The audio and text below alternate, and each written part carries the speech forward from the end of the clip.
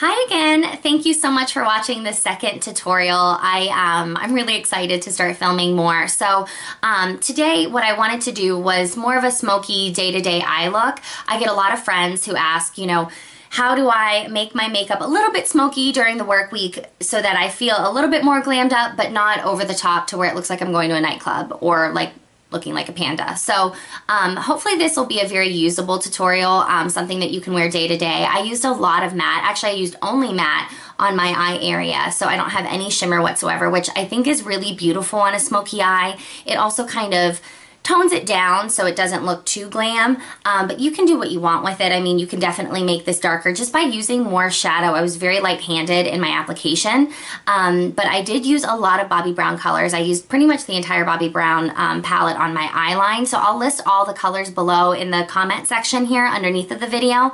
But please, if there's anything that you would like to see a tutorial on, I am so open to comments and feedback. This is kind of my first round of filming, and so I want to make sure that this is something that's very applicable. I think that you'll like this smoky look. I love the fact that, I incorporated more peach tones in my lip and cheek area, which I think is really pretty when you're just kind of doing a little bit more smoke in the eye area just to keep it soft, keep it pretty. I have a very peachy nude on my lip line, so I'll list everything below, like I said. But if there's anything that you guys would like to see, please comment below, and hopefully I will do that next time.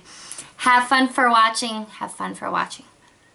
Thank you for watching. I appreciate it so much, and I'll see you next time. Bye.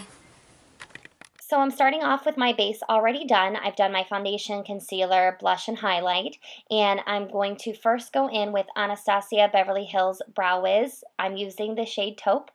I always start off with the spoolie just to brush and clean up my brows. I like to do my brows first of my eyes after I've already done my foundation and base. That's just the routine that I use.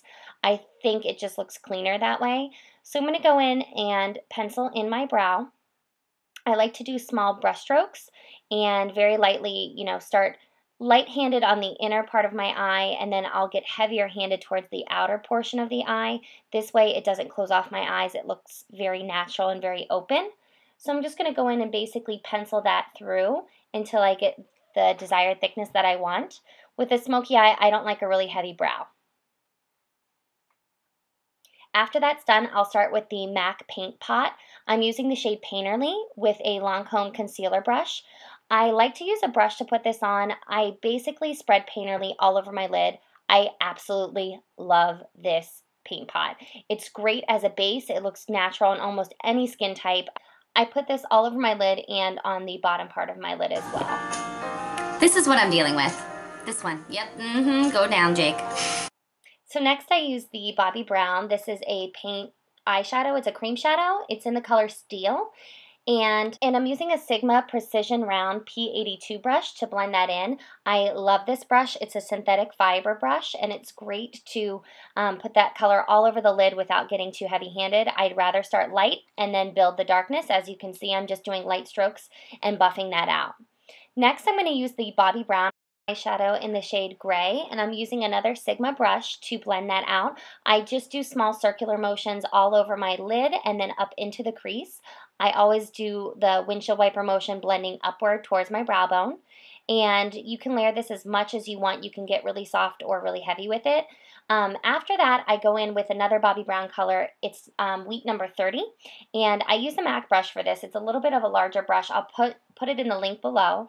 But basically, this color is great as a transition color, so that way it doesn't look, you need something to kind of transition from dark to light. I want the brow bone to pop, and I am using only matte tones. This is Bobbi Brown Ivory that I'm going to put underneath of my brow, and I use a more concentrated brush for that, not as fluffy as the other two because I want more definition.